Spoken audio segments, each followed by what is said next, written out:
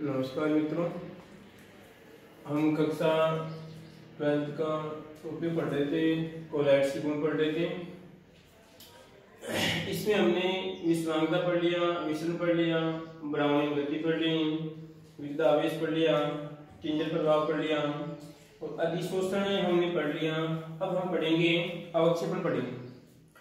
तो पहले तो अवक्षेपण क्या होता है, अवक्षेपण की बात करें तो अव का मतलब बात करें यहाँ पे शब्द आपका अवक्षेपण, ठीक है। तो यहाँ पर अव की बात करते हैं तो अव का मतलब है नीचे, क्या होता है, नीचे की बात करते हैं। और क्षेपण की बात करते हैं, अवक्षेप की बात करते हैं नीचे बैठना। इसका अर्थ होगा यहाँ पर है, इसका हो जाएगा बैठना। और इसका बात करते हैं शाब्दिक अर्थ क्या हो जाएगा, अगर यहाँ पे लिखें नीचे बैठना, क्या हो जाएगा, नीचे बैठना, ठीक है। अब ये बात तो स्पष्ट हो गई है कि हमें जो कोलाइडी विलयन है उस कोलाइडी विलयन को नीचे बैठाना है। तो किस प्रकार बैठाएंगे, तो देखिए यहाँ पर हम जानते हैं कि जो कोलाइडी विलयन होता है, कोलाइडी विलयन के जो कण पाए जाते हैं वो कण क्या होते हैं, आपके ऋणावेश होते हैं। क्या होते हैं, आपके ऋणावेश होते हैं। ये कण क्या होते हैं, आपके ऋण आवेश। कोलाइड के जो कण होते हैं वो कैसे होते हैं, आपके ऋण आवेश होते हैं, ठीक है। अगर मान लीजिए इस विलयन में अगर हम क्या मिलाएं, विद्युत अपघटे, क्या मिलाते हैं, विद्युत अपघटे, विद्युत अपघटे। अब विद्युत अपघटे क्या होते हैं, हम बात करें विद्युत अपघटे की बात करते हैं। ये प्रकार का विलयन होता है जिसमें क्या होते हैं, आपके प्लस और माइनस क्या होते हैं, इस प्रकार की इसमें बात करें, इसमें कण पाए जाते हैं। किस प्रकार का विलयन होता है, इसमें प्लस और माइनस क्या पाए जाते हैं, इसके कण पाए जाते हैं। तो अब क्या करेंगे, जैसे ही आपका जो कोलाइडी विलयन है, ये क्या आपका कोलाइडी विलयन है, कोलाइड से विलयन है। इस कोलाइड्स विलयन में हम क्या मिलाते हैं, विद्युत अपघटे मिलाते हैं। तो मिलाने में क्या होता है कि इस कोलाइड का ऋणावेश, इस कोलाइड का ऋणावेश और इसी विद्युत अपघटे का प्लस, दोनों क्या करेंगे, यहाँ पे क्रिया करेंगे, ठीक है। यानी कहने का मतलब ये इसका प्लस और इसका ये माइनस है, दोनों क्रिया करके यहाँ पे क्या बनाते हैं, एक उदासीन परमाणु की बात करते हैं, उदासीन अणु का निर्माण करते हैं। क्या करते हैं, उदासीन अणु का निर्माण करते हैं। यहाँ पर एक प्लस और ये माइनस, दोनों मिलकर उदासीन अणु का निर्माण करते हैं, ठीक है। तो अब क्या होगा, देखिए यहाँ पर कि पहले हम बात करते हैं कि जब हमने कोलाइड्स विलयन में विद्युत अपघटे को नहीं मिलाया था तो उससे हम बात करते हैं कि केवल क्या था, इसमें ऋणावेश था। अब जैसे ही इसमें हमने क्या मिलाया, इसमें हम बात करते हैं विद्युत अपघटे डालते हैं। क्या करते हैं, इसमें विद्युत अपघटे डालते हैं। तो इस विद्युत अपघटे का प्लस इसे बात करते हैं, इसे माइनस से क्रिया करके बनाता है आपका उदासीन अणु का निर्माण करते हैं, ठीक है। यह बात करें उदासीन परमाणु का निर्माण करते हैं, इसका निर्माण करते हैं, परमाणु का निर्माण करते हैं। तो यहाँ पे क्या होगा, ये दोनों क्रिया करने के बाद में क्या होगा कि उदासीन परमाणु इस बात करते हैं विलयन में पहले ऊपर था, अब क्या हो जाएगा, नीचे रहेगा, इस प्रकार, ठीक है। और नीचे हम बात करते हैं, नीचे इस प्रकार अवक्षेप के रूप में बैठ जाएगा, नीचे इस प्रकार क्या हो जाएगा, अवक्षेप के रूप में बैठ जाएगा। आई बात समझ में, यहाँ पर आपका विलयन है और नीचे क्या हो जाएगा, आपका इस प्रकार अवक्षेप हो जाएगा। आई बात समझ में। फिर देखिए वापस से क्या बात करते हैं, जब कोलाइडी विलयन में विद्युत अपघटे मिलाते हैं तो विद्युत अपघटे मिलाने पे क्या हो जाता है, नीचे अवक्षेप के रूप में हम कुछ पदार्थ दिखाई देता है। तो अवक्षेप क्यों बना, अवक्षेप बनने का कारण है क्योंकि कोलाइडी विलयन के जो प्लस हैं वो आपकी जो आपका विद्युत अपघटे हैं, विद्युत अपघटे का प्लस कोलाइडी विलयन की माइनस से क्रिया करके क्या करता है, उदासीन अणु या परमाणु का निर्माण करता है। अब जैसे ही परमाणु उदासीन होता है तो क्या हो जाता है, आपका निष्क्रिय हो जाता है और निष्क्रिय होने के बाद में नीचे अवक्षेप रूप में बैठ जाता है। आई बात समझ में, कोई दिक्कत इसमें। किस प्रकार लिखेंगे इसमें कि जब कोलाइडी विलयन में विद्युत अपघटे मिलाते हैं तो कोलाइडी विलयन अवक्षेप के रूप में नीचे बैठ जाते हैं। ठीक है, कोई दिक्कत इसमें, कोई समस्या? ठीक है, तो ये तो थे हमारे किसके कोलैइड्स की गुण थी। कोई दिक्कत यहाँ पे, कोई समस्या होता है आप कमेंट बॉक्स में लिख सकते हैं। ठीक है,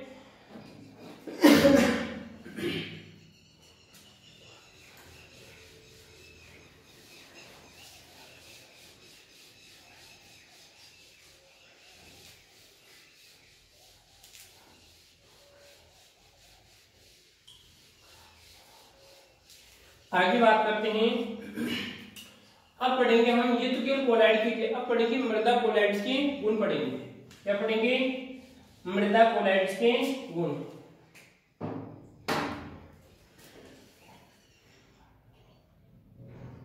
मृदा कोलाइड से, मृदा कोलाइड से के गुण, प्रॉपर्टी ऑफ सॉइल कोलाइड्स। ठीक है, तो देखते हैं इसमें कौन कौन से गुण होते हैं। तो पहली बात तो हम बात करते हैं कि जो कोलाइड्स के गुण थे, जो कोलाइड्स के गुण थे, जैसे कितने थे आपको 6-7 गुण थे। जैसे कौन कौन सा था आपका? विषवांगिता था, उसके बाद में बात करते हैं विसरण था, ब्राउनियन गति थी, उसके बाद में आपका विद्युत आवेश था, उसके बाद में टिन्डल प्रभाव था, उसके बाद में आपका अधिशोषण था, उसके बाद में आपका अवक्षेपण था। तो ये गुण तो मृदा कोलाइड्स के पाए जाते हैं, जो 7 गुण है वो तो ही। इसके अलावा जो गुण पाए जाते हैं कौन कौन से होते हैं, जैसे बात करते हैं, एक गुण तो होता है आपका सहसंजन। क्या होता है आपका? सहसंजन। सहसंजन की बात करते हैं। ठीक है, और एक बात करते हैं सहसंजन व आसंजन। सहसंजन व आसंजन, ये हम बात करते हैं कि सहसंजन एक आसंजन। ठीक है, ये एक ही गुण है, कोई पदार्थ का एक ही गुण है, दोनों में से एक गुण हो सकता है। ये गुण भी हो सकता है, अगर मान लीजिए ये गुण बताएगा तो फिर ये गुण नहीं बताएगा। ठीक है, बात करते हैं अगर ये गुण है तो फिर ये नहीं होगा, दोनों तो एक साथ कैसे हो सकते हैं। ठीक है, उसके बाद दूसरा आएगा आपके सुगठियता। कौन सा आएगा आपका? सुगठियता। ठीक है, तीसरा गुण आता है आपका उर्णी, उर्णी पिंडन, उर्णी पिंडन व विउर्णी पिंडन। उर्णी पिंडन। ठीक है, सो यहां पे ये आएगा आपका। ठीक है, कोई दिक्कत इसमें? कितने हो गए? पहला आपका सहसंजन, आसंजन, उसके बाद सुगठियता, फिर उर्णी पिंडन, विउर्णी पिंडन। चौथा गुण होता है इसका फैलाव व संकुचन। क्या होता है? फैलाव व संकुचन। ठीक है, कोई दिक्कत इसमें? 4 गुण, 7 गुण तो होते हैं, इसके अलावा 4 गुण को जैसे आपके सहसंजन, आसंजन, सुगठियता, उर्णी पिंडन, विउर्णी पिंडन, उसके बाद में फैलाव और संकुचन। ठीक है, तो हम बात करते हैं पहले सहसंजन और आसंजन की बात करते हैं। ठीक है, तो क्या होता है सहसंजन, आसंजन? तो पहले देखते हैं कि सहसंजन और आसंजन क्या होता है। अगर जानते हो तो आप कमेंट बॉक्स में लिखिए कि सर ये होता है, जो भी हम देखो ध्यान से। मैंने मार्कर पे इस प्रकार लाइन खींच दी। ठीक है, इसी से हम समझेंगे कि सहसंजन क्या होता है और आसंजन क्या होता है। ठीक है, तो यहां पर देखिए हम नीचे हम बात करते हैं मार्कर है, ऊपर बात करते हैं इसकी हम या बात करते हैं सही चल रही है। ठीक है, तो ध्यान रखना है कि अभी सही की बात करते हैं, ये क्या आपकी सही कहते हैं आप। ठीक है, अब सही है तो इसकी भी क्या पाएंगे? अणु पाएंगे, सही के भी अणु होते हैं। ठीक है, प्लस जो नीचे आपको जो बोर्ड दिख रहा है, क्या दिख रहा है आपका? जो आपको बोर्ड दिख रहा है, ठीक है, जो बोर्ड है इस बोर्ड की बात करते हैं तो बोर्ड की भी क्या होगा, इसमें बोर्ड है तो बोर्ड की क्या हो जाएंगे, इसकी अणु पाए जाते हैं। आई बात समझ में? अरे कहने का मतलब ये है कि बोर्ड भी किसी न किसी पदार्थ का बना हुआ है इसमें, और हम जानते हैं कि पदार्थ में क्या पाए जाते हैं, अणु पाए जाते हैं। तो यहाँ पर सही है, सही भी किसी न किसी पदार्थ से बात करते हैं, किसी परमाणु से बनी है तो इसकी बात करते हैं, अणु होते हैं। ठीक है, अब देखो इसमें कि अगर मान लीजिए सही के जो दो अणु हैं, अगर सही के कितने हैं, दो अणु हैं, ठीक है, तो यहां पर बात करते हैं सही के दो अणु के मध्य, और दोनों अणु कैसे समान है, तो हम बात करेंगे कि समान के मध्य, समान के मध्य कौन सा बल लगेगा, ध्यान रखना इस बात का, समान के मध्य आएगा आपका सहसंजन आएगा। कौन सा आएगा, सहसंजन। समान के मध्य सहसंजन बल कार्य करता है। कौन सा बल कार्य करता है, सहसंजन बल कार्य करता है। अब एक बात हम आपसे पूछते हैं, आपने पेड़ पौधों की बात करें, जैसे आपने पेड़ पौधों की लंबाई देखी होगी, ठीक है, और कि बहुत बड़े होते हैं। दूसरी बात है, अगर मान लीजिए आप नीचे अगर पृथ्वी तल से कोई अगर पानी ऊपर पहुंचाते हैं तो आपको कितना दबाव लगाना पड़ता है, कितना बल लगाना पड़ता है, ठीक है, देखा होगा आपने, ठीक है। तो अब सोचिए कि मान लीजिए कोई एक इतना बड़ा कोई पादप है, इतना बड़ा क्या आपका कोई पादप है, ठीक है, इसकी बात करें इसमें, तो पानी यहां से यहां किस प्रकार जा रहा है, इसमें पानी यहां से यहां किस प्रकार जा रहा है, तो अलग अलग सिद्धांत पाए जाते हैं। उन सिद्धांतों में से एक सिद्धांत होता है आपका सहसंजनवाद। क्या होता है आपका, सहसंजनवाद, ठीक है। इस सहसंजनवाद में क्या होता है कि जो पानी की बात कर रहे हैं, जल की बात करते हैं, पानी की जो दो अणु है जिसे बात करते हैं, इस प्रकार बात करें, ये पानी की, ठीक है, पानी की जो दो अणु पाए जाते हैं। अब मैंने क्या कहा यहाँ पर कि अगर दो अणु समान है, दो अगर परमाणु समान है, कौन सा बल कार्य करेगा, उसमें सहसंजन बल कार्य करेगा। तो यहाँ पे क्या होता है कि इस पादप में पानी ऊपर तक कैसे पहुंचता है, इस सहसंजन बल के कारण पहुंचता है। आई बात समझ में? जैसे बात करते हैं कि मान लीजिए ये एक जल का अणु बाहर जाता है, ठीक है, तो हम बात करते हैं दोनों के मध्य कौन सा बल कार्य कर रहे हैं, क्योंकि दोनों कैसे आपकी समान है, ठीक है, ये भी आपका H2 है और ये भी क्या आपका H2 है, तो दोनों के मध्य कौन सा बल कार्य कर रहा है, यहाँ पे सहसंजन बल कार्य कर रहा है। कौन सा बल कार्य कर रहा है, सहसंजन बल कार्य करता है। इसमें क्या होगा कि जैसे मान लीजिए हम ऊपर जाएगा तो क्योंकि दोनों के मध्य बल कार्य कर रहा है, तो ये इसके साथ खींचेगा इस प्रकार, तो इस प्रकार क्या होता है कि एक पानी की वेल बन जाती है। आई बात समझ में? कोई दिक्कत आ रही है इसमें? क्या पढ़ रहे थे हम कि समान अणुओं के मध्य कौन सा बल कार्य करता है, सहसंजन बल कार्य करता है, ठीक है, कोई दिक्कत इसमें। इसी प्रकार देखते हैं हम, इसकी बात करें, आसंजन की बात करें यहाँ पर। अब आप ये सोचिए कि जब मार्कर को इस बोर्ड पे चलाते हैं तो इस मार्कर से किस चिपक रही है, उसका कुछ तो कारण होगा इसमें। तो यहाँ पे क्या होगा कि जो बोर्ड का जो अणु है, बोर्ड का अणु और जो सही का अणु है, दोनों कैसे हैं, असमान है। कैसे हैं, असमान है। आई बात समझ में?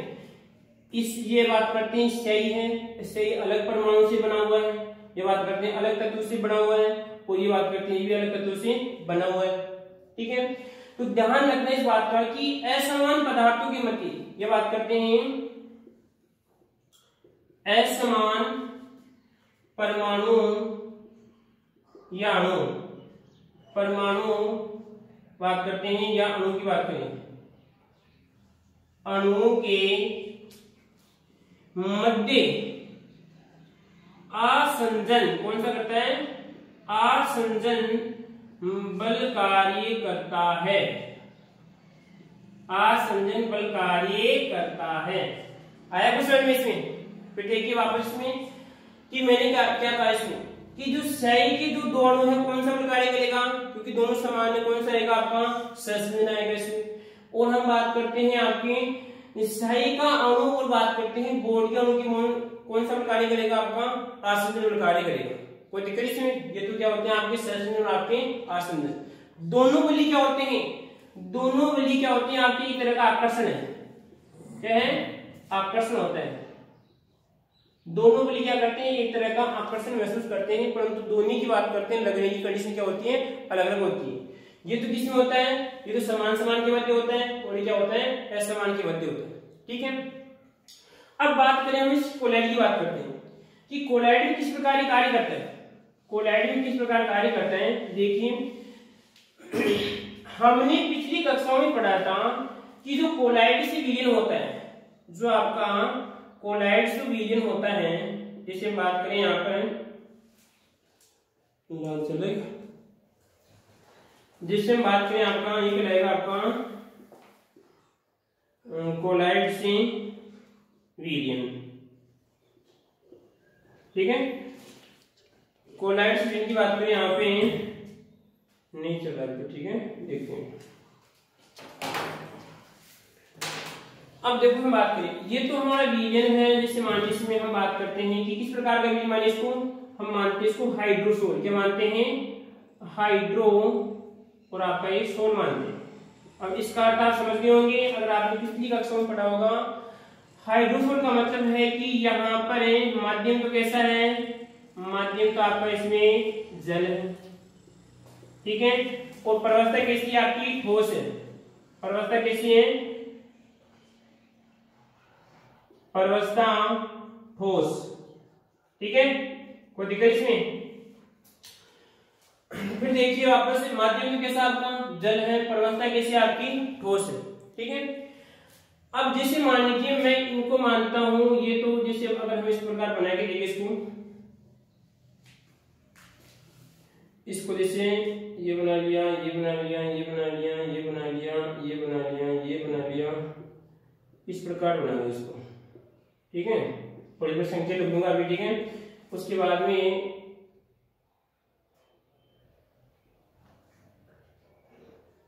इस प्रकार आपको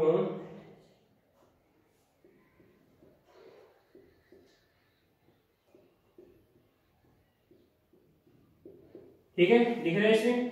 यहाँ पे बात करते हैं, जो आपको इस प्रकार दिखेगा वो तो करेंगे, हम बात करते हैं जल के अणु। क्या आपके? जल के अणु। ठीक है, और जो आपको डॉट दिख रहा है वो मानते हैं हम इसको जल के अणु मानेंगे, तो ये आपकी ठोस परवस्था के अणु। ठोस परवस्था के अणु। कोई दिक्कत इसमें? ये तो किसके आपके? अगर जो आपको दिख रहा है ये तो जल के अणु। किसके अणु आपकी? इसको क्या मान सकता हूं मैं? H2 मान सकता हूं। जल के अणु है, जो आपकी बात करते हैं इसकी आपकी परवस्था के अणु।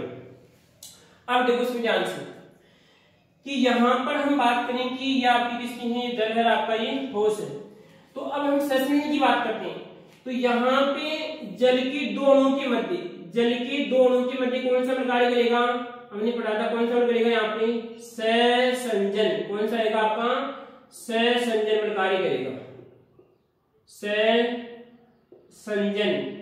क्योंकि यहाँ पर दोनों अणु किसके हैं? जल के। ठीक है, अब हम बात करते हैं इसी प्रकार कि यहाँ पर इसी प्रकार देखो इसमें कि यहाँ पर परवस्था के दोनों अणुओं के मध्य, क्योंकि दोनों समान है, कौन सा बल कार्य करेगा? सहसंजन।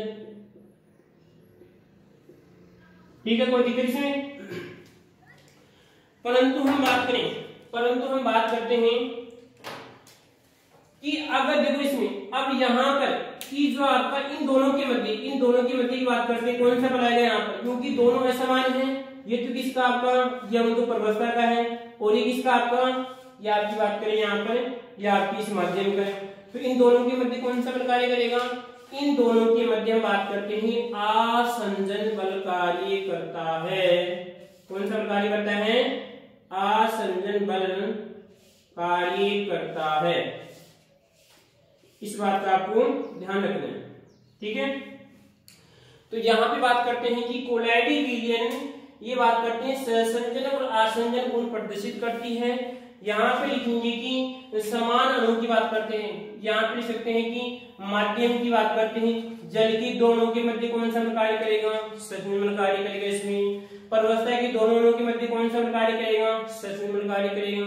परंतु हम बात करते हैं यहाँ पर कि अगर हम बात करें यहाँ पर कि माध्यम क्या आपका यहाँ पे जल और परवस्था दोनों के मध्य कौन सा कार्य करेगा, आसमिमल कार्य करता है। ठीक है, आई बात समझ में, कोई दिक्कत इसमें? तो इस प्रकार कोलाइडी विलीन गुण प्रदर्शित करता है।